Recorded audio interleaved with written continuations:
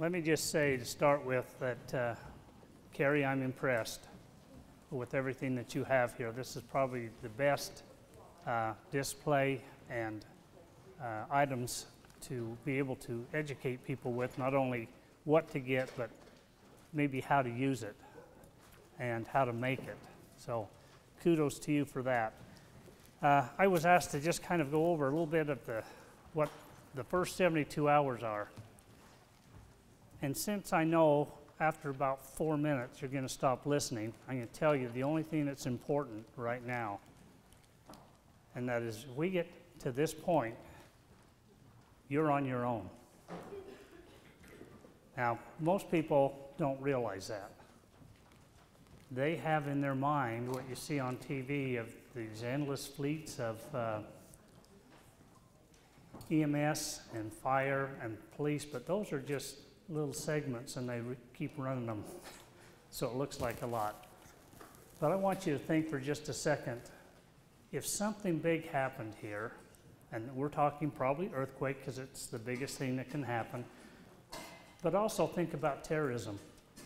What would happen if they knocked out our electrical supply for the whole western United States or for the whole country? That's something that's being contemplated right now, and that's going to be over a year without electricity. How do you heat your house? How do you cook your food? Not for a weekend, not the 72, but how do you do that for the length of that disruption? You know what it's like when the power goes out and you want to go somewhere in your car? Well, that first week's going to be tough. But after that, if we don't have anybody pumping gas, we're not going anywhere. And you don't need to go to work because you haven't got electricity, you probably don't have work. So there's some big things out there that can really put us in a bind. Earthquake's not the only one, but we have them. Just think for a second of your earthquake, your power outage, a terrorism, or a major storm in the first 72. It's hard to tell you what to expect because there's too many variables. What day of the week is it? What time of day is it? What time of year is it? So you can always plan on the worst and then hopefully it's something different. But if you plan on the worst, then you're able to cut back what you do. What's the city going to do during this time? Well, first of all, something large enough that's going to affect all of our city is going to be affecting the cities to the side of us, and so on. So where does our help come from? Any help that's going to come is going to come national, and it's going to take 12 days, typically a week to 12 days before it starts to set up. And we're not the big city on the map. They're going to go to where the greatest need is, and then they're going to start filtering down. So when I say we're on our own, that's what I mean. We have, Brody's here, but we have approximately 25 people in our streets department, another 20 in power, maybe 20 in water, 4 or 5, I shouldn't say, in sewer. They don't like that. We have 28 police officers, 30 volunteer firemen, and 36 part-time EMTs. But guess what? They're all citizens. We don't know how many of them is going to get hurt, how many of them might have something with their family that keeps them away. This time of day thing for our fire department, anything during the day we have 5 to 7 firemen. In the evening we're around 28.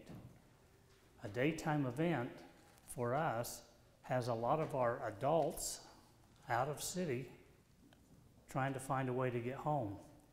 But we have bussed in a lot of kids. So our population shifts and we have even more children because of the schools and busing that takes place. How do you reunite? A good share of you I've had in CERT classes, or I've talked to you in the last 25 years, because that's how long this has been going on. How prepared do you really feel you are? How many of you have got all the water you need? Anybody? A few do?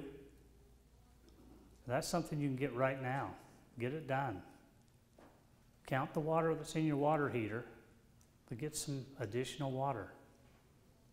Because if that water gets soiled or something contaminant in it, it's going to take a while to break or flush. But if it's an earthquake, it may be months and months and months to have that restored to where you have water in your home again. I remember the little 30-inch line that was broken by somebody digging too deep, and that repetitively failed because it cracked down further and they cut out a piece. But my shower consisted of a pencil-sized stream for 3 days. So I could run to the west end of town and have enough pressure to take a shower. I just didn't know anybody down there that would let me in. So I had that pencil stream to get in a bowl, and that was it. But I had water. What if I didn't have that pencil stream? Think about it. What if you don't have that pencil stream? Have you got your water? Check the food out. We're getting to where we have the freeze-dried and dehydrated. Shelf life's 25, 30 years, and it's affordable. The problem is we look at what we need and multiply it by our family and we go, crap, I can't afford it. But I want to get it, so I'll do that, and we forget about it within a week and we don't do anything. So put on your notes to start making your weekly purchases, a can at a time. And get the basics. Get the stuff that you'll eat. Try it. Don't do like I did. I had some stuff that I thought, it didn't look good when I got it. But I thought, man, if I'm hungry enough, I'd eat it. Well, I'm telling you, I got hungry enough and it was terrible. And I threw it away. Don't do that. That's some of my food storage stories are nightmares, because I would outlive, or they outlived the disaster that didn't come, so they all got thrown away. And we get used to doing some of that, and so we don't want to put the effort into attaining it. But we need to do that. We need to teach the younger kids to do that. Just be frugal. Don't do it all at once, but make some steps towards becoming independent. Okay, because that help when it comes is going to be 10, 12 days away before we have any Red Cross, any Salvation Army, any food stations. Okay? In an earthquake, most of our homes are still going to be there. So we've got our shelter. But if we don't have electricity, we do not have the ability to run our gas furnaces, because the motor and the pilot and all that has to work together. How many of you have disabilities? How many of you are on oxygen at times? What do you do when there's no power? Look at what it is that you need and start putting things together. If you need a little generator to run your oxygen maker, you better get it. A call to the ambulance if your phones work, and if I got anybody showed up. We don't have the oxygen. We can't store that kind of oxygen. We have 2 tanks on each ambulance that are good for 20 minutes if we don't go 15 liters. So that's not going to help anybody except the patients who are trying to get to the hospital. If the roads are open so we can get there, if the roads are open so we can get to you. If somebody got word to me you needed one, and your need was higher priority than anybody else's. So we're on our own. How many of you know first aid? Because you're going to have to do your own first aid, because it's going to be a while before you can get an ambulance there. And if you're not waiting for an ambulance, can you get your car out and navigate the roads if they're tore up? You may not be able to. Knowing that first aid, those first things make a big difference in the outcome. The earlier you do something right, the smaller that problem becomes. Okay? We're all going to go through the impact phase. It's real quick. What in the heck happened? I think this is an earthquake. How many felt the 2.9 Monday? I got called by everybody. I thought they must have felt something. But everybody wanted me to know they had a 2.9. And I said, I slept through it. What time was it? Yep, I was asleep. That's the second one I missed. I hope I keep missing them, that they're those small ones. Right after that impact phase, when we try to figure out what went on, we're going to go through an inventory phase. This doesn't take long either. We look around and see what's damaged, who's hurt, what do I need to do? Do I shut off my water and my power and my gas? Boy, if I do, and I didn't need to, because I didn't know any better, I got to wait for somebody from the gas company to come turn it back on or hire a plumber. If you shut it off, then turn it back on, and there's a leak, your homeowners does not cover it. So there's an easy out for them. You shut it off, there must have been a problem. You turned it on, you voided your contract. Okay? So don't shut it off unless you can smell or hear it leaking on your gas. You just don't want to do that. Okay? Rescue phase. We're going to go into that rescue phase, and that'll finish up our first 72 hours, because we're going to be busy, those of us that are not hurt, checking on our neighbors and our family and helping them.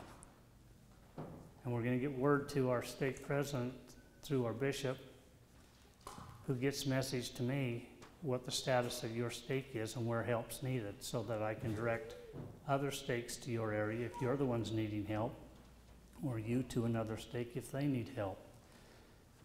Our city's going to go and clear the biggest roads, the lifeline roads. Water's going to start on the biggest tanks. Streets are going to try and keep the roads open. Sewer, I don't even want to go where they're at. But they got a problem, and remember, if this is an earthquake, that ground has now changed angles. Try not to use your bathroom facilities till you know what's going on, because you may fill your own basement. Water's going to flow downhill, and so when that earthquake happens and that tilt changes, so does the flow. This may not go to the sewer anymore. It may go to your neighborhood in certain areas, so we want to make sure what's happening. Okay? Fire's going to go to the biggest fires. You're going to put out little ones. EMS, they're going to go to the worst and the most needs, and you're going to take care of the rest of them. And the police, they're going to be radioing in what they can see, as well as trying to keep some things open and get some order. Find out what roads we can use. Can we go north or south? Are hospitals open? Can they receive? Or are they damaged and they're evacuating? So right at first, I said we are on our own. And we truly are. But we survive these events. Look around. Every good share of everybody survives the events. It's how much disruption are you willing to put up with in your life based on your preparation? If you fail to prepare, then you're willing to suffer the greatest. Preparation is going to make that easier. You have a generator, you only have to run it a couple hours a day, keep the fridge and freezer cold, shut them off. 4 or 5 hours later, charge them up again. The rest of us, we're going to have barbecue city because it's all going bad. We're sharing. You can't eat that much. Try and dry some of it. If it looks like something that's going to be long term, use what you've got that's going to go bad and then start relying on what you've put aside. Have some money. Credit cards might not work. And don't have big bills because you may not get change. Okay? Always have your car with at least a half a tank of gas. That'll get you past Salt Lake and it'll get you past Nephi. If it's more local and you need to move out an area or further, you can do that. Have a way of getting communications. Have a radio. In an earthquake, our cell towers we anticipate will get turned on different angles and they have to be reset up. So phones are probably not going to work. And the influx of calls calling to see what's happening with us is going to take the system down, as well as us trying to call out. Once you can use your phone, you can call long distance where you can't call locally. You can't call across this or call your neighbor across the street, but you can call states away. So have an out-of-phone contact. Let them know what's happening to you, what your needs are, so that as other family members call into that same contact, if you've set it up, and know what's happening. How many of you work outside of Spanish Fork on a daily basis? Now, how do you get home when there's no freeway? It'd be good for you to have your 72-hour kit in the trunk of your car, as well as having that out-of-state phone contact, so some way you can make contact through them to your family so they know your status and you know their status. The hardest thing is being separated, not knowing what's going on, and making foolish decisions trying to get there. And if you were needed, you'd probably say, okay, you're willing to take that chance, but if there's no need for that and you end up injuring yourself or others, we haven't accomplished anything, have we?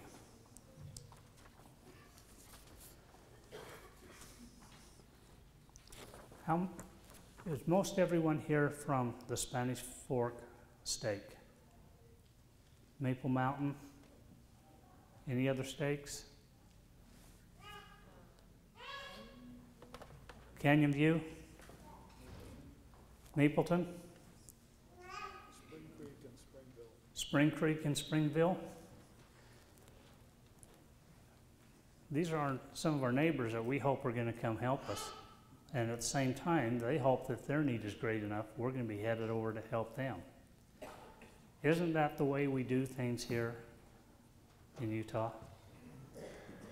Most of us can link back somewhere to some pioneers that come across. And I don't know how prepared they were, but they made it. And you know what? We've got that same fortitude within us. We're going to make it. We're going to survive this. But preparation is going to make it a lot easier. Can you imagine if you had to go up the canyon on your four-wheeler to get some wood for a fire? You're not going to bring back much on that four-wheeler, I can tell you. Just trying to keep a little fire around while I'm up the hills. I don't have to go very far. The event does not have to actually happen right here. Can you imagine what would happen with that major earthquake they're anticipating in California? There's a couple of them, San Andreas, and there's another fault that's even more so that would take everything from I-5 west of I-5 and obliterate it. How many people live in that area? Several million. They anticipate 13,000 fatalities. But what happens with all those that evacuated that no longer have homes? They may just be fed up enough with I'm not going through this again. I'm moving inland. And we got pretty nice valley here. Our problem might be trying to take in as many. Okay? Having some food that we can get by on to spread out, because there'll be shortages. You may just have to augment what you have with what you've stored. There's a myriad of things that can happen. And the variables that go with it make everybody's risk different. If you're on meds that you have to have, starting on your next refill, mark on the calendar 24 days and go fill it again. Mark 24 days from then and fill it again. In 6 months, you'll have 1 month extra. Okay? So put that month's worth in the cabinet, and every month when you go down and get your new, take the old out, use it, put the new up. You got 30 days extra supply. You can do it. They allow you to fill them at 80%. So 80% of 30 days is 24. So every 24 days gets your 1 month extra. Now don't keep doing it, because some of this stuff is dated and doesn't last that long, but have at least a month's extra there of the things you need, because you're not going to be able to get prescriptions right away, and they'll be rationed, okay? Those are just some things to highlight, hopefully, to go along with this great display I see here. Carrie's done a lot, and her committee. I'm impressed. I wish every stake was represented here so they could take this back and say, let's do the same thing. Let's get our ward and stake ready so that I don't have to wait for help. I'm confident enough that I could be the help. I'd rather go somewhere else and help somebody than be digging my way out of my basement hoping somebody comes and helps me. Brothers and sisters, it's not to scare you, but things are going to happen. And you see it around us all the time. When does it happen here? Your guess is as good as mine, but I'd rather be prepared than not. And so take advantage of the time we have. Get a schedule set and start filling that so that you have some peace of mind and some confidence. It doesn't take any space to have knowledge. You can pack it with you wherever you go. So get that knowledge that you need, how to cook, how to purify water, how to make or get your bulk supplies. This is the time. Thank you for having me. I say this in the name of Jesus Christ. Amen.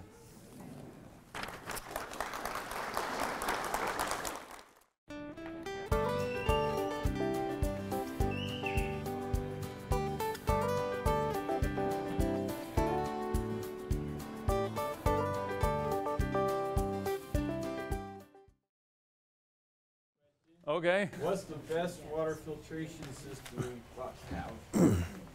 Well, I hope I can answer that as we go along, because there is not, I'm going to put it this way, there is not one single device on the market today that's less than $1,000 that will do what you're being told it will do.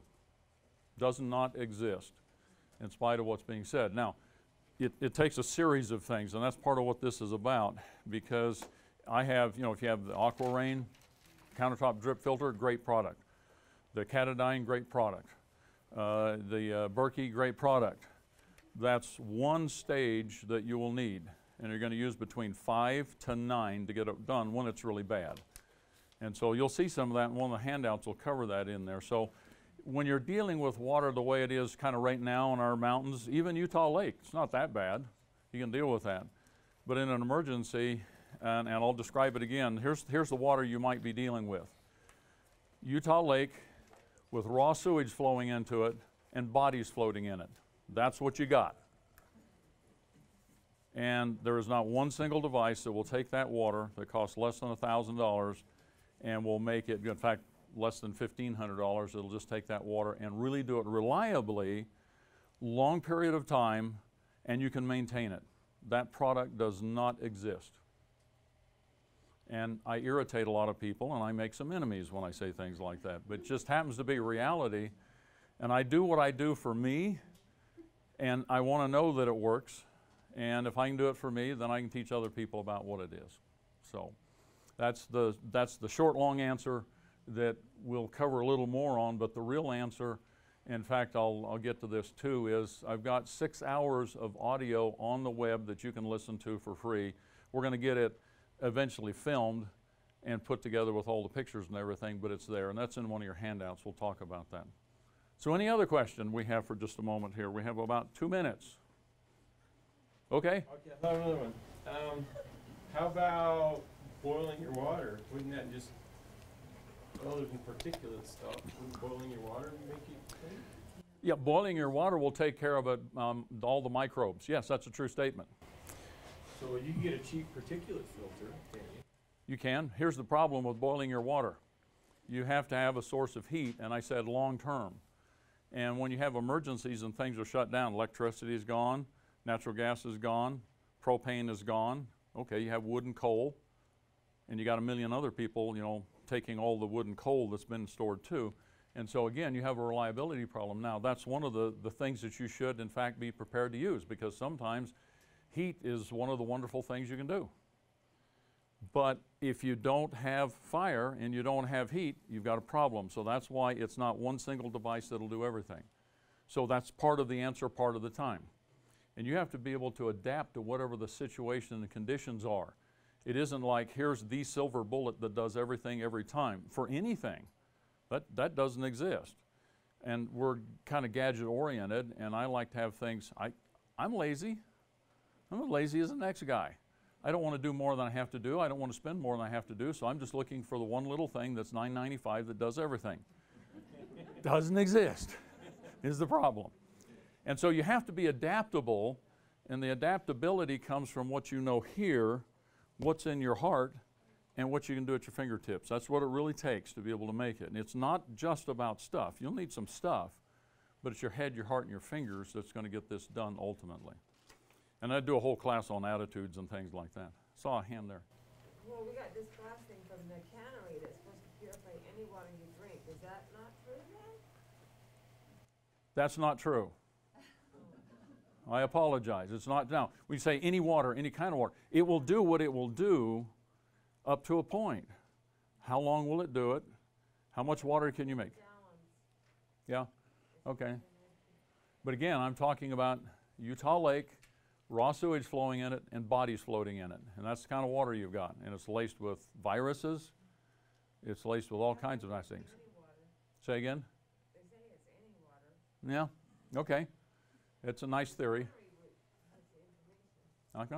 I understand. I know the product.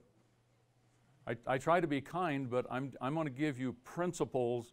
You will have to make the decision. I'm not going to tell you buy this one thing. There's several things you can buy. Like I said, Catadine, Aquarain, those are good. Sweet water, any of them, they'll do what they will do. But take any water at any time, do it reliably for months. Does not exist. I wish it did. It's time to start. So now we'll get into that since we're going to be talking about these things. Twin sisters of misery, disease, and death. Now there's a set of handouts here. If you didn't get them, be sure you get them out there. We'll use those. The first one that you may want to look at is this one that says Sanitation 4030. I just have numbers in the catalog for classes and things that I do.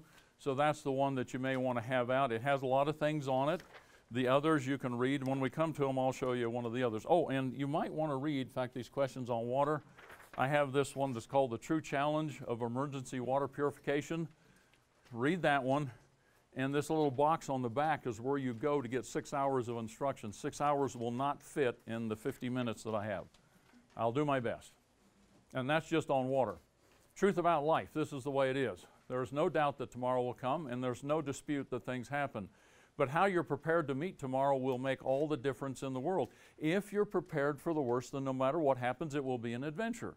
I look at things from a worst case scenario, not because I'm into gloom and doom and misery, but because if I know what the worst is and if I can prepare for it, I'm going to be okay. And if the worst doesn't happen, hallelujah, life is really easy. Now, this is about stewardship, I believe. There's a law of stewardship. It's a very simple one. You can look at it from a gospel perspective, or you can look at it any way that you want to, but it's real simple. There's these three parts to it. Number one, you have authority. Authority is simple. You're alive. You've been given the authority to act, and you accepted that assignment. Number two, you have the responsibility to act properly. And then you're going to get the results of that. We call it accountability. Accountability might be fun and easy and enjoyable, or it might be miserable and painful and very unpleasant. Oh, just a minute here. I forgot to do one thing totally. And I apologize because I got to talking to some folks. I need to set up my speakers. And so wasn't paying attention to what I'm supposed to do. So I'm going to dig out some things real quick here, and it's a good thing they filmed this because they can edit this out and say, well, the speaker was really dumb. He forgot to put up his stuff here. Yeah, well, I know you can. Well, this is something that's recorded that I want to have being presented here, so it's going to take me just a second here. Ray will probably never invite me back again when he sees what. Is this your power supply? That's the power supply, if you plug that in. And get this out. Because there's a couple of things I want you to hear and see. Here's your power. Okay, goes right in here.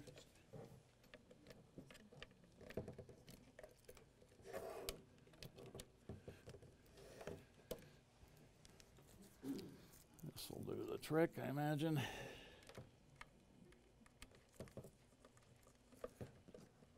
That's up. That one's up. Okay. So who's going to do what? I'll pack the dead batteries. Great. I'll only put what I don't need into a duffel bag. Perfect. That's totally unhelpful. No problem. Meanwhile, I will try to comfort everyone by speaking in a calm voice. And who is going to handle supplies? I can forget to do a list for us. Thanks, pal. We couldn't be any less prepared. I'm proud of you guys. Talk to your kids about who to call, where to meet, what to pack. Visit ready.gov/kids for tips and information. Brothers and sisters, it is about stewardship. That's why I'm here, and I believe that's why you're here, working to fulfill that stewardship as best you possibly can.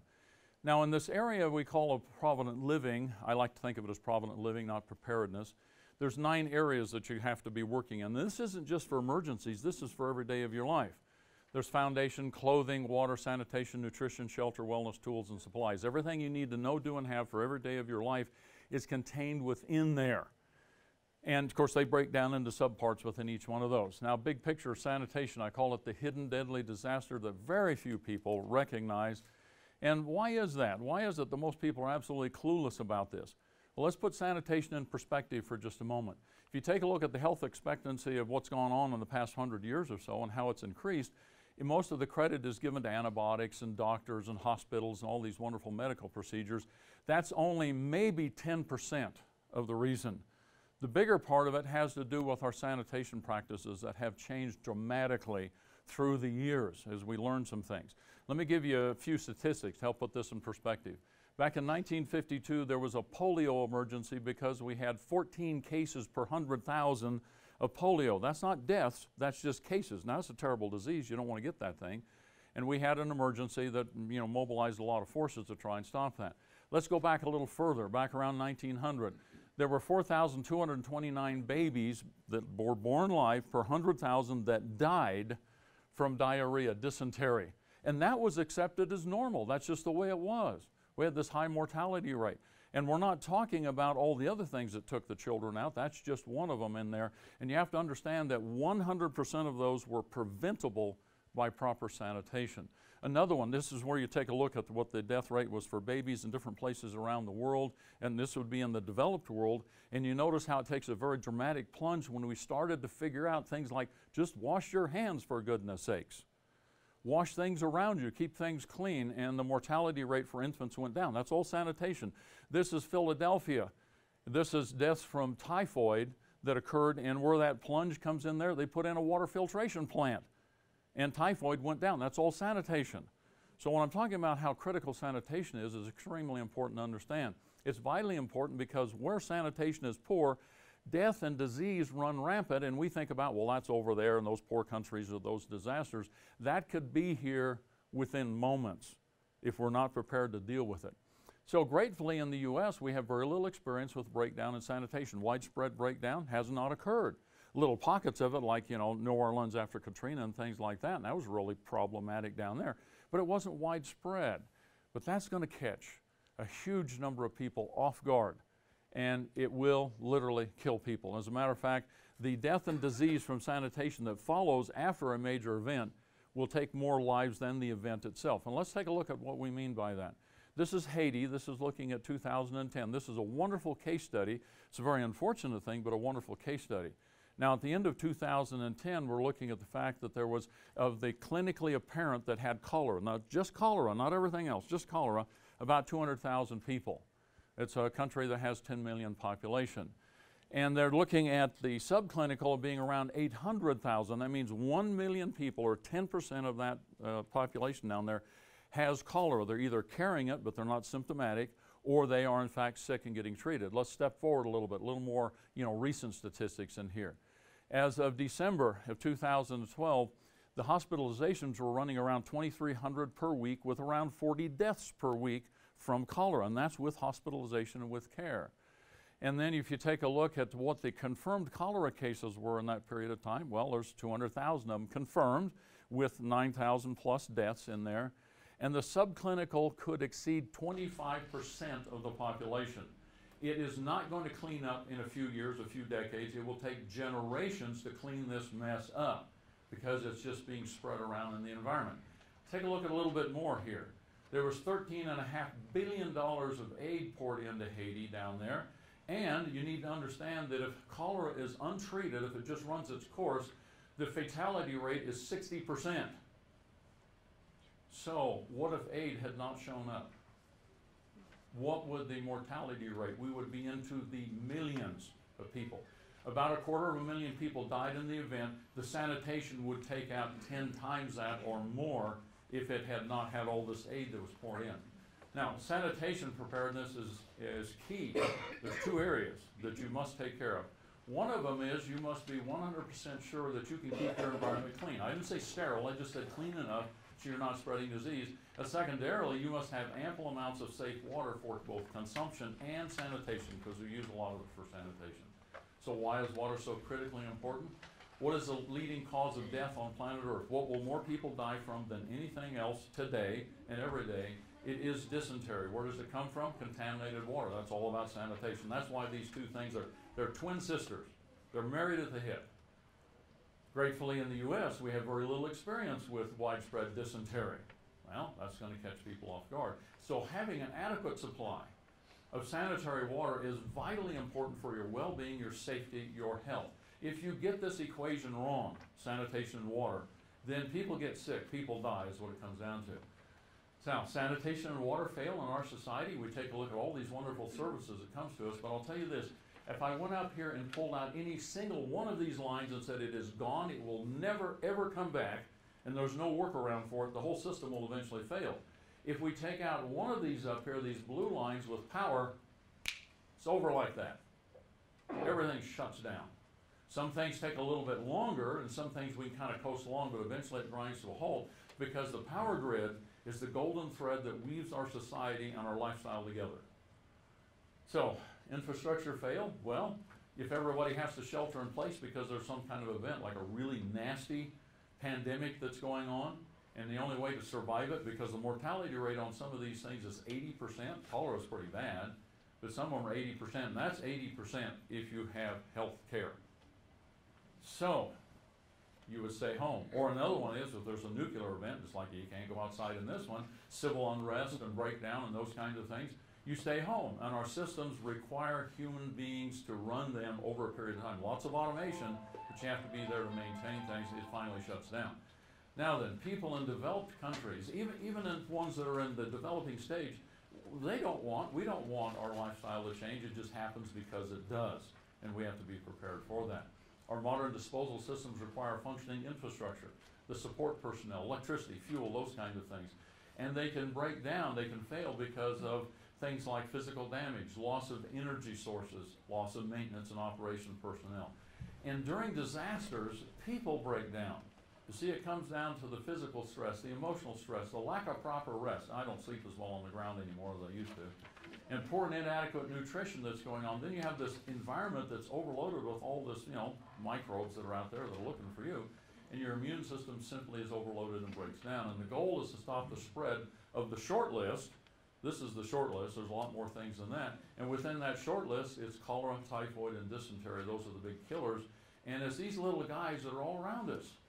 They're kept at bay because of practices and how we run our society right now. But when things break down, they are looking for opportunity. They are programmed, designed to take advantage of those situations.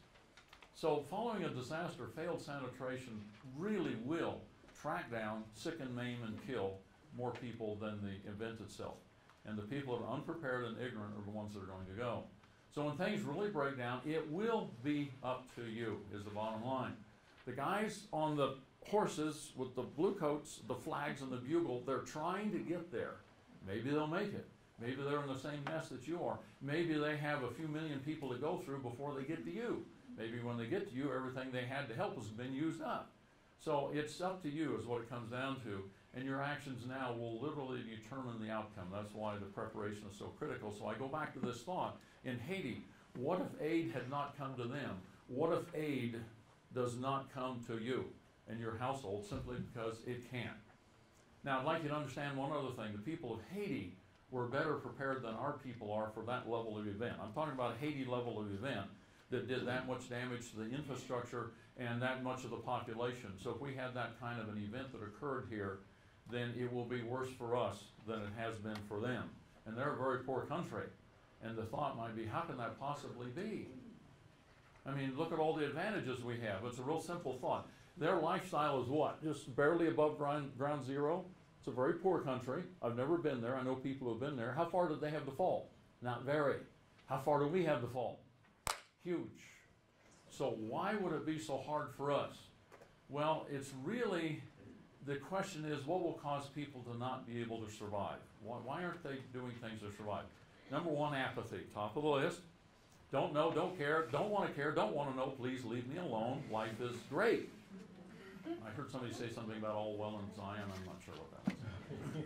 There's list mentality. Okay, I know there's a problem. I know I need to get some stuff. Give me the list. I'm going to go buy it, and I'll be okay. Lists do not work. They can be helpful for a little bit of guidance, but if you're just trying to go off of somebody else's list, off of my list, any list out, that'll get you in trouble. You have to understand what's on there, why it's on there, and you have to adapt it to you. There is vacation mentality. Well, we'll get around to this, but we got to build some family memories and those kinds of things. I'm all for vacations. I look forward to having one someday. There's the thing that I call the entertainment or the entitlement mentality, which is about, look, I pay my taxes, I pay my tithing, I served in the military, I've done this, I've done those things. I deserve, I'm entitled to be taken care of. There's a dependency mentality, which is kind of the same as that, but also being dependent on the power, on the water, on the sewer, and those kinds of things. There's the American dream mentality, which used to be about self-determination, freedom, and those things, but I think it's turned into standing in line for 5 days to get the latest hot thing that comes out, whatever it is, or get into the concert or those things. That's now the American dream, so I can say, ha, I got one before you did. All right? And then there's the mental image of things will always be as they always have been. Put a star on top of it, I call it the tree of death. Now, we all have a little bit of those things in us to some degree. You just don't want too much of it. You don't want too many of them. Get them in check and figure out what the priorities. Remember, it's stewardship. That's all this thing is. So what it really comes down to is our societal collective ability to deal with the loss of infrastructure, all these wonderful things that gives us our lifestyle. This is how it is. You got the pail in the house and the can at the edge of the street, and you flip the lever on the porcelain throne, it all just goes away. You don't have to think about it or do anything about it. So failed sanitation is a really big problem, and it will cause more disease and death than anything else. Now, Houston, we have a problem, and it's in the details, and there's a ton of them. So the only thing I can hope to do in this class is give you strategy, which is big picture. Because there's some of these topics in here, if we just wanted to talk about one topic in water alone, It'll take about 2 hours to get really into depth so you'd understand it. I can give you a list. The lists won't work. So I have published things that are both available online and things that can be purchased. There's 12 hours of information. Some of these, a lot of them are free, and I'm glad to do them free anytime that I can. So it's there, and I'm just going to give you some references to these things, but give you the highlights of what you need to be looking at. So we're talking about strategy, the big picture kinds of things. Your first strategy is you need to be as healthy as you possibly can right now. So the first little thing that comes down the pike, you just don't, fall victim to it right now. So it's about strengthening your immune system, getting healthy. It's about lifestyle. It's all about lifestyle is what it comes down to. Your second defense is be able to maintain your own health and wellness when you don't have 911, the clinic, the hospital, the doctor, that you've got to be able to take care of your own self, so you're prepared to do that. And then the other part of your strategy is being able to take care of your environment and keep it clean, because these guys are just waiting. They were created to do what they do.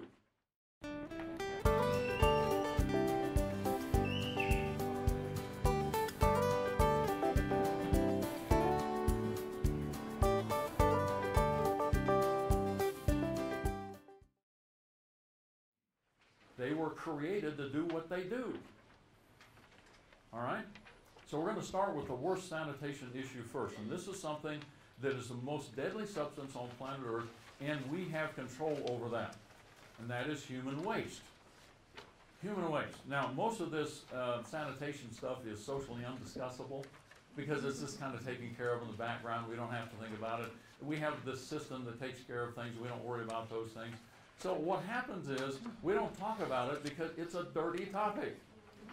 Now, this is not television. You may raise your hand. So by raise of hands, how many people here in the past 3 years have sat down with your family, your household, friends, neighbors, whatever it is, and said, tonight's discussion is poop? Okay, a couple of weirdos. Now, I understand the challenge with doing that because I have 9 children. The first 6 of them were boys. I know what potty mouth is, and it's a little hard to sit down and have a serious conversation about some of these things. But get over it and deal with it. You've got to do that because not doing it will get you into a lot of trouble. It's very difficult to learn how to skydive and put on a parachute when they toss you out of a plane and hand it to you as you go out and say, put that Hummer on or you're going to die. Okay? You need to be prepared ahead of time is what it comes down to.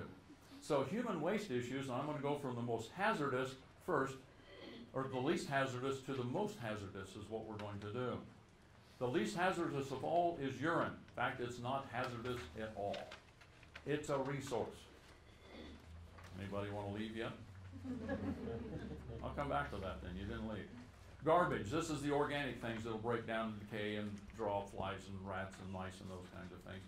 And then we have the fecal matter. The solid waste that comes out of the human bowel is extraordinarily hazardous because of the things that it carries in there that will spread disease. That's part of your strategy to understand that. So you must have real sewer down solutions that work and that you know that they work. Not that somebody told you how to do it and not that you read the manual, that you know that they work, which means experience with these things. So when the system breaks down, your actions will determine the outcome. And what we're really talking about when we talk about sewers is you're probably upstream of somebody and you're probably downstream of somebody. Now, some people that may be remote may not be on a municipal sewer system, but most people are in these valleys around here, and you have to take responsibility. You have to take responsibility now, both beforehand, but when things really break, and you'll know when they break, it's like, well, let's wait and see if they can get this back in a couple of days. You're going to know it's not coming back. Get real and deal with it. And you have to think community both now and in the future, and it's about helping other people. Right now, how many of your community is here studying these things, whether they're here or not studying? Most of them are not because they don't have to. They don't need to is the bottom line. They don't want to. Now, you need to motivate them as much as you can and help them at least plant seeds so that when things break down, they're going to come to you and say, I need some help, and you're going to be the instructor because I'm not there. You will be the one that's going to be teaching and helping them, because if you don't, and they get sick and die next door, your survival ratio just went down. So what are you prepared to do? And you're using all these things, I assume. What are you going to do when they go away? That's what you have to be thinking about. Now, let me tell you what people normally think about. The pit toilet, the slit trench, the outhouse. Grandma, Grandpa had one. Probably everybody here's used one at some time or another, at least has seen one out there. That's what Haiti did, folks. That's Haiti. And you see the results of Haiti. There's a real problem with trying to do that. And that's why we had so much disease and death back in the 1900s and before, because of how we were handling human waste. We're going to go look down on one of these roads down here. We're going to drive down and pull that valve and spread it around. That's Haiti out there. What are you going to do with 50 gallons of really yucky stuff? You have the porta potties and the chemical toilets. Those are designed centered around having a proper way to dispose of that stuff. Then there's the bushes, and I've used a lot of bushes through the years, and if the population density is very low and you handle things properly, the bushes can work up to a point. Well, our population density is real high right here, and so the reality of relieving yourself in these bushes after disasters, because your body's going to do what it's got to do, and when you got to go, folks, you got to go. I mean, you can grit your teeth for a little while, but not for real long, and then you're going to have to, unload. You've got to be prepared to do that properly, otherwise this is just Haiti. These are some bushes, all the people that went into the Superdome. And you got several thousand people that are in there. What did they know to do? Well, the only thing they know to do is you go down to the toilet. Use the toilet. Now, there's no water to flush it. So you use it until the bowl is full and it's flowing over onto the floor. So then what do? Well, it's in the waste can, it's in the sink, it's in the corner, it's down the hallways, it's in offices, it's under bleachers. And these people are tracking around in this stuff. Not a good place to be and do those things because they had no other options. They never knew they needed another option. So what are you prepared to do? Well, it depends on the system you're using right now. If you happen to be using a septic system and it's not damaged by an earthquake or something like that, that could still function. If you're on a municipal system, this is a strategy. You've got to have some different answers because it's gone and it may not be coming back. So in order to stay well, you have to have these options. I'm going to talk about three of them very briefly here. One of them is the septic system. If you have one of those and you have a source of water to keep flushing it, and your pipes haven't been damaged and the tank isn't all clogged up because you haven't been maintaining it for a while, you might be able to still continue doing that. And realize right now we do something that's really, really dumb in our society. We take clean, potable drinking water, we flush toilets with it. That's silly. Well, you don't have to do that. You may have stored water. What are you going to do? Take all your stored water and pour it in the tank? You don't want to do that, but you can use gray water. Gray water is what comes out of the shower, the dishwasher, the washing machine, the wash pan, and those areas, water that you wouldn't want to drink now. As long as it doesn't have a bunch of big chunks of something in it, you could use that to flush your toilet. Gray water makes sense to be able to do that. There's also number two strategy, and this is if you're a city dweller and you can't have a septic system, then having a dry composting toilet would be a way to go. You can learn about those things and do those things. I teach on those, but here's one thing, the reason I show this picture is notice the environment that this is in. You can see that that's a kind of a forest in an area, even though it's set up as an outhouse with one of these composting toilets in it. It has to be kept from freezing because it's a biological process. And so it does have to be kept warm, warm enough so that it can continue to operate. Now you can get a book out there, it's called the Humanure Handbook. By the way, you can download it for free, but I recommend you buy the book because you need a hard copy. Reliance on digital copies of things is not smart because when the digital things go away and you don't have a copy, and if you want to print that book out that you downloaded, it'll cost you 3 times as much as buying the book. Buy the book. It's a classic and it'll give you the information on how and why these things work and how you can make your own if you want to do that, if you don't want to spend the money on one or can't spend the money on one. Then number 3 option is the manual one. I call it the Manual Deuteronomy 23:13 system. We have been given an instruction manual, folks, by the guy who knew what he was doing. So here are the key concepts to operate this manual system. Number 1, keep the urine separate from the fecal matter. Separate them as much as you possibly can. Now you don't have to be the urine Nazi about this, but you're trying to keep as much out of how much from being mixed in there as you possibly can because you're going to dispose of them separately. You're going to handle them separately. Urine is safe and easy to work with. And as a matter of fact, it's a very valuable resource, particularly during a period of shutdown. You'll have less weight and volume to handle in with the fecal matter that's in there. You have less contamination. You spill something because you don't have a soupy, sloppy mess, and you cut down on odor. So urine, and I threatened for years to do the class on urine, and I thought nobody will show up to that one. Well, it was standing room only. We packed the place because I put out the word, I'm going to finally do the class on urine, and we had a whole bunch of people coming, so I figured that's like calling all the weirdos. You know, think about it. Where are you going tonight, Bob? I'm going to a lecture. What's the lecture on? Urine? Your neighbor will probably never talk to you again. But it is a valuable resource, something that you can learn how to use. It has multiple uses that you may seriously want to consider even now, learning about those things. So, no time to do that today, but just want to plant that little seed for you. Key concept number 2, or principle, is keep the fecal matter separate from the urine, and then have a long-term, safe, proper way of disposing of that fecal matter. Now, fecal matter is very, very dangerous. That's what it comes down to. That's the point of what I'm trying to get across to you here. You must be prepared in advance, because if you get this wrong, people get sick and die. You have to practice and know that you can do this, and absolutely have the tools and the materials and things you can do that. Keep from mixing in the urine, as said. And then the instruction manual on this, the principle, is contained in Deuteronomy 23:13. The Old Testament, the Lord told the children of Israel what the heck to do. Now then, it says this, and thou shalt have a paddle upon thy weapon, and it shall be, when thou shalt ease thyself abroad, thou shalt dig therewith, and shalt turn back and cover that which cometh from thee. Now, we have to be sure that we understand what he was saying in that, and I go through those details very deeply in a published set of things right here, because, you know, we're going to use some plastic bags and things like that. The Lord didn't say, now children of Israel, don't bury your plastic bag in there. They didn't have plastic bags. Because you see, the soil was created by the master engineer to take these deadly pathogens and denature them and turn them into humus, and over a period of time make them safe. Get them in the soil. The nematodes, the worms, the virus, the fungi, all these things that are in the soil will take care of them over time. So if you properly handle them and dispose of them that way, but you're not going to be burying them in a plastic bag, and you're not going to bury them with a bunch of chemicals, because you're pickling the darn stuff. So you didn't have to tell the Israelites, don't pickle this stuff, because they didn't have anything to pickle it with. All right. You must know that you have real sewer down solutions. That's the bottom line. How to safely handle the urine, how to safely handle the poop. And this is what one of the things it comes down to. I can only give you a concept of things to get you started, and either come back and do more at some time, or it's all published anyway, and you can learn about these things. You can take your toilet and turn it into a dry system, a way of handling these things. You already have one, right? Anybody here not have one? Okay, so you've got them. It's bolted down to the floor. It's stable. It's something that's much more comfortable and normal to use, because during an emergency, you have to understand, when the stress is high, people are just like, you're having a hard time getting your head around anything. You want me to do what, where? Then something that's weird.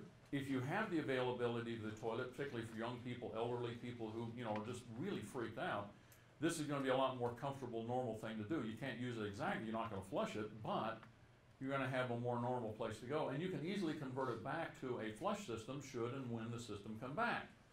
Now, the discussion on that takes an hour all by itself, and those details are published in this set of DVDs. So you have to know what your options are and be prepared with them, whichever way it's going to be. And you can expand on those things, and ultimately I think the best option is to get into the dry composting side of things. That's where you really want to go, because digging holes in the backyard is something you can do, but that gets a little tiresome after a while. It'd be nice to not have to do that. Short, expedient term solutions. Start here. Bucket. Okay? Anybody here not have a bucket? It's a way of capturing. That's one way of doing it, particularly if you're mobile. You put a seat on it, that makes it a little nicer. That just means the ring in your hiney isn't going to be quite as deep. That's all that does for you. And then you can have two of these, because one of these can be for the urine, and you're going to want to line the one that has the fecal matter in it, because you really don't want to be trying to scrub out that bucket all the time. So you can do some things like that. Now you've got to decide early what's going on. Is this a long-term event or short-term event? And you see, if you're using a dry composting toilet system now, or if you're on a septic system, nothing may change in your lifestyle. If you're on municipal sewer and the thing is broken down for a whole lot of different reasons, just don't have water to flush it, that'll take it out. Or if the electricity's gone, the pumps are not working, the process isn't working, then you've got to have an option real quickly. So with the expected duration that's more than just a few hours of things, you want to start with a bucket and a bag, and preferably two buckets, one for urine, one for the fecal matter in there. And this is temporary. This is for a few days. You want to have it ready to go now, today. If you don't have one today, get one today. Figure out a way to do that. Get something else, dedicate it.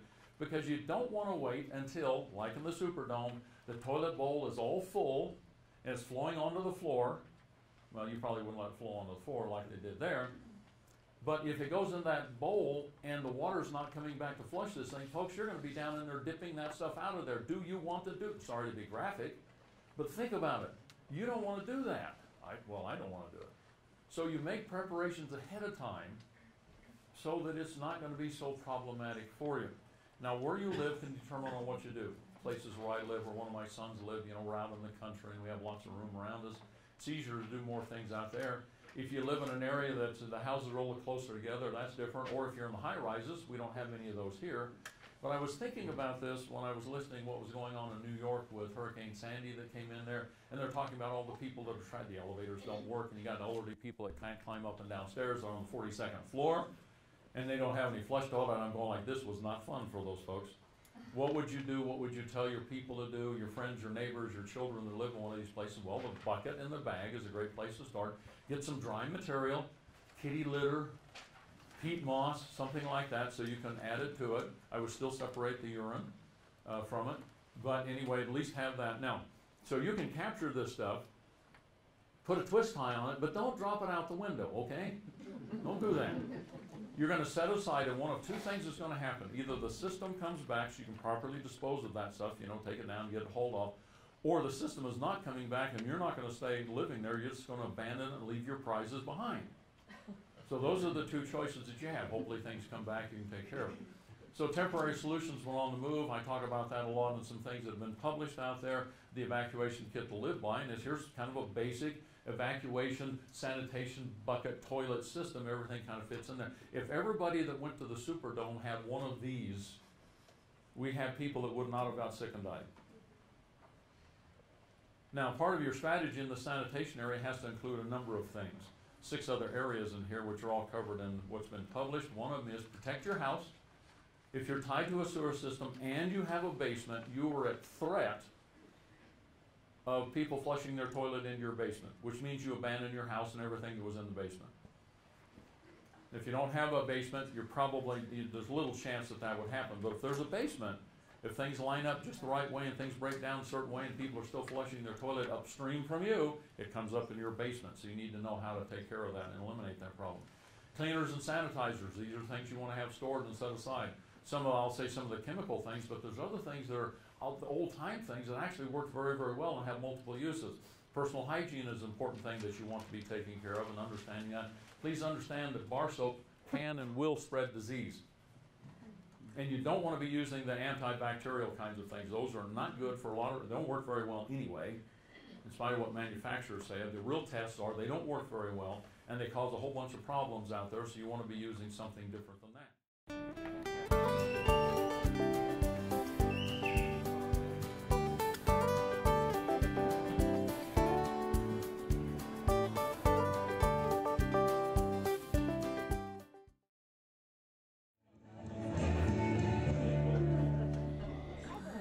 This is a part of your strategy you have to understand. Yes, you probably are storing some toilet paper and store a lot of it. You might have 1,000 rolls of it. What do you do after you've used up 1,000 rolls? You need to have answers and understand what to do. These are part of these strategies that we talk about. Keeping things cleaned up, having the tools, the buckets, the mops and everything non-electric. That's simple that you can do, manual things.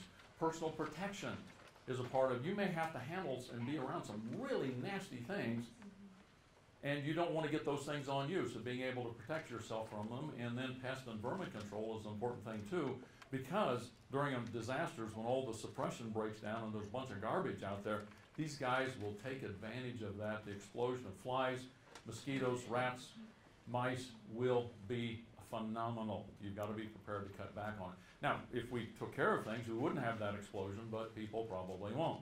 So following disasters, do you understand that sanitation is a real issue? And you've got to have some other answers here, the other twin sister to this thing, which of course is the water. Now then, failed infrastructure will guarantee really bad water. As I described, Utah Lake, raw sewage flowing into it, bodies floating in it.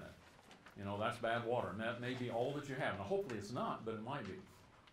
So if you lose the sanitation infrastructure, if you can keep things clean, have safe water for cleaning, have proper disposal of human waste, have stored safe drinking water. Storing water is really important to start with, and then can take water and purify it to two levels. One is to a level for sanitation purposes, not drinkable, and then the other one is you're going to consume. And you may have to do that for months, for years, and you've got to be able to do that reliably because you might be dealing with some really ugly stuff. And so I call it the liquid of life. That's what we're talking about there. And contaminated water really is a serious problem. And it's not just about feeling bad, having the aerobics and the runs and all those kinds of things. It's about your ability to take care of yourself and other people around you, because when you're down and you have young people or people who don't have abilities to do things and they're dependent on you and you're not there because you're really laid up, their life is now threatened because you're not in good shape. Safe water from highly contaminated water is more complex than what you are being told by the emergency industry. I'm sorry, it's just reality. So let's consider why municipalities do what they do to make water safe and deliver it to you. And you look at this thing, they're big, they're expensive, they have all this complexity to them, and it's like, what does this have to do with us in emergencies? Well, you can go out on the websites and you can look at what different cities do out there and the stages that they go through, and there's a very common thread to all of these things. And they're going through all of these different stages of things they do, and within them there's individual steps. There's, on the average, there's 6 stages that they go through, and within them, all the steps may add up to 19 or 20 steps they go through. And it also is something very curious because they're starting out with really clean water. That's what they want to start with. They go to great distances, lengths, and expense to bring water, sometimes hundreds of miles, that's clean water because they can't use what's around them.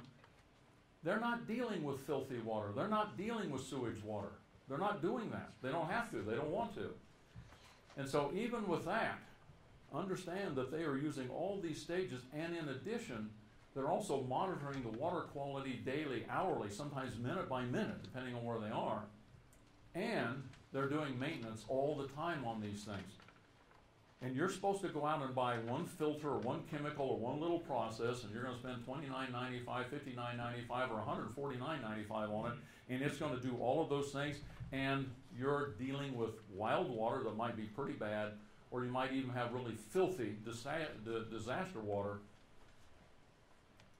My statement is, get real, because if you get this wrong, you're in deep wazooey instantly. All right?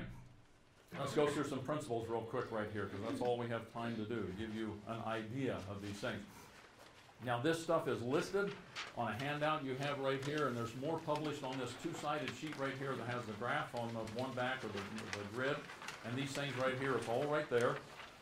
I don't have a lot of time to explain them here so that you would understand, but it's right there. First off, it's more complex than you're being told, but it's doable. It's more expensive than you're being told. I'm sorry, it's a reality. Understanding is vitally important. It's not hard, but there's a little more to this puzzle because you have to make decisions depending on what kind of water you have, and what the situation is, what resources you have. And yes, you can boil it to take care of all of those things, but what do you do when it's contaminated with chemicals? What do you do when it's contaminated with radiation? What do you do when it tastes really, really bad? It might be microbially safe, but you can't hardly choke this stuff down. How are you going to take care of it?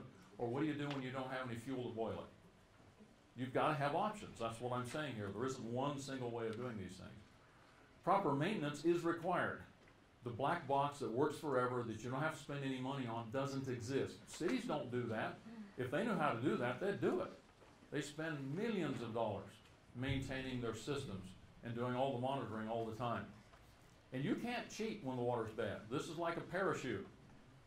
You don't buy a 1995 parachute that was used in Vietnam 50 years ago, has been sitting in a moldy closet, and you can buy it for $90. It looks like a parachute, feels like a parachute, but when you jump out of that plane and you pull that ripcord and it shreds, gravity doesn't care that you have a streamer.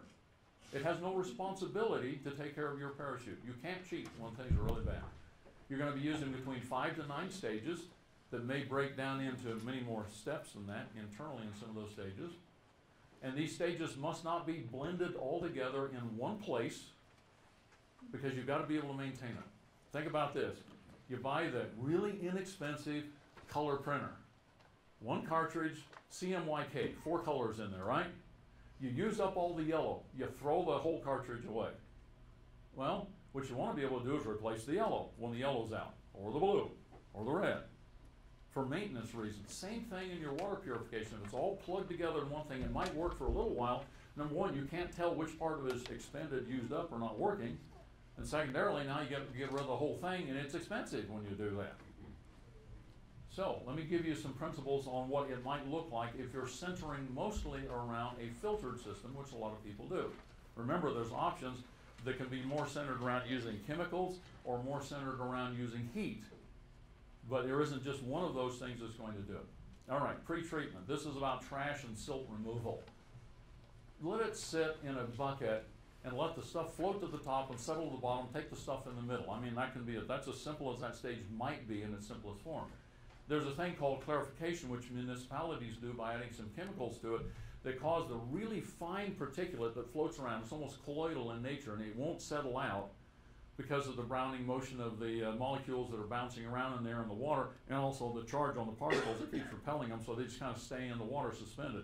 I've seen Spanish Fort Canyon have this really kind of gray water in there. You let that stuff sit for a month. I have some that's been sitting now for like 5 years. It's still gray. Well, if you add what's called a flocculant in there, it's actually a coagulant. What it makes it do, it makes all these little particles kind of clump together. Now they're big, and gravity will pull them out. So you cause coagulation that causes flocculation, and things settle to the bottom. That'll clarify the water. There's some ways of doing that you might want to learn about. You have a coarse pre-filter. This will typically be between 3 to 10 microns.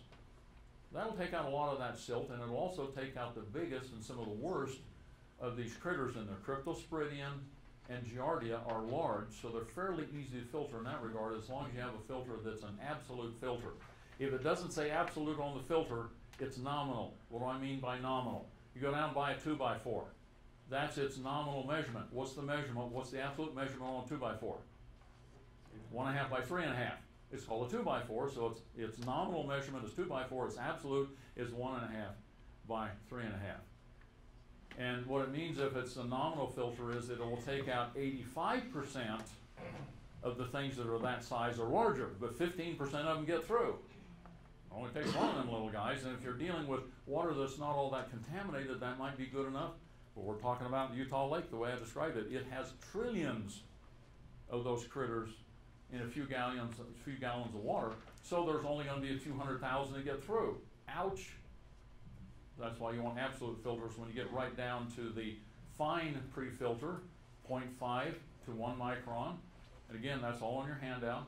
Bacteria filter is going to be 0.2 microns or smaller. Absolute, this is where absolute becomes really important down there. You might want to remove some of the organics, some of the smell and taste, and some of the metals and things that would be in there, so we do it by an absorption. Reverse osmosis is something you can consider, but you have to have power to run a pump to squeeze it through that membrane. But if you have auxiliary power, a way of doing that, reverse osmosis might be okay. Although you'll want to run it later on in your system, because you could take that really nasty water out there, Utah Lake as I described, and it could come out of an RO system and be just fine, but you're going to consume your RO membrane in 15 gallons of water instead of the several hundred or a couple of thousand it would be good for. So that's why these stages, these pre-stages, are so critically important. Then you have post-viral treatment. Anybody that says they can filter viruses in these inexpensive systems is incorrect. Your life depends on it. They may do it for a little while, but to do it reliably long-term, they don't, and most of them don't. And the way that they test things, this is where you have to get into the test protocol that some of these companies use. You go like, okay. So they did it in this situation to make the claim, but they're not talking about real world. I catch these manufacturers in that. It's rather irritating, but they almost have to do that to compete, because if you say on yours, if you're honest and say, ours doesn't filter viruses, and the others have a test that's skewed so they can legally sort of make the claim they filter viruses, and they put it on their literature, which one are you going to buy? It's this big race to convince people to buy their stuff over somebody else's. But there's a lot of deception, cheating that goes on in this. Okay? Chemical removal, if you've been using some chemicals as a post-viral, you might be using chlorine, iodine, those two are the most common ones. You might not want to drink them, so you can remove those chemicals. Ultraviolet and heat also can take care of viruses. They do it very nicely. And then you may want to consider having some ion exchanges if you're dealing with radiations or radioactive salts. And sometimes distillation is the best answer. Now we're getting down to the end of my time right here because I like to be timely and there's a lot I can say, but let me talk a little bit about distillation for a moment. There are people who sell the survival stills, and by the way, you should have one. But you're not going to have it for the reason that you're being told. You're being told that you need to have this because this will make the most pure water around, and it can take any of this nasty water out there and make it perfectly safe to drink. That's a true statement. However, I used to be in the distillation business, fuel alcohols and those things, and the chemical engineering, so I understand what's going on here a little bit. Those stills are hideously inefficient in terms of the energy that it takes to create a gallon of water. If you wanted to make a gallon of distilled water with one of those, you're going to use about a quart of white gas. So you want to make 500 gallons of water? How many gallons of white gas or propane do you have to have? How much wood do you have to burn? How much coal do you have to burn? They're extraordinarily inefficient. They're terrible. They're energy hogs. Now, you still want to have one because there's times when you need a little bit of distilled water that's vital for you to have, so you should probably have one. But don't think about it as your drinking water. It's totally impractical to do that. Now, as long as you have natural gas right now and you can use that or electricity, yes, you can make that water safe. And so I watched their demonstrations. They never say anything about the energy consumption because if they did, you wouldn't buy their product for the reason they're telling you to buy it. And I'm telling you, you ought to have a still. And by the way, there's cheaper stills available out there you can buy. You can make one quite inexpensively. So this is just reality. I apologize if it's making some people feel like, oh, rats. Well, gee, it's better to find out now than when you're dying of cholera. That's a lousy time to figure out my stuff ain't working. This little chart right here in the audio and in the classes that we do, I will spend more than an hour on this to help you understand what's here, but it's all published right there. I never found one of these that kind of put it all in one place. I have a little more I want to add to it. So the liquid of life is all about these things. You can learn about them, and I'm just going to skip through here to get to some things real quickly. The infrastructure won't bother you if you've made preparations is what it comes down to. Some of the solutions that you're being taught create other problems out there. And yes, you can make your own detergent, but borax is made with boron. That's a great surfactant and cleaner out there. And we live in a desert, so you're going to be pouring your wash water where? In your garden?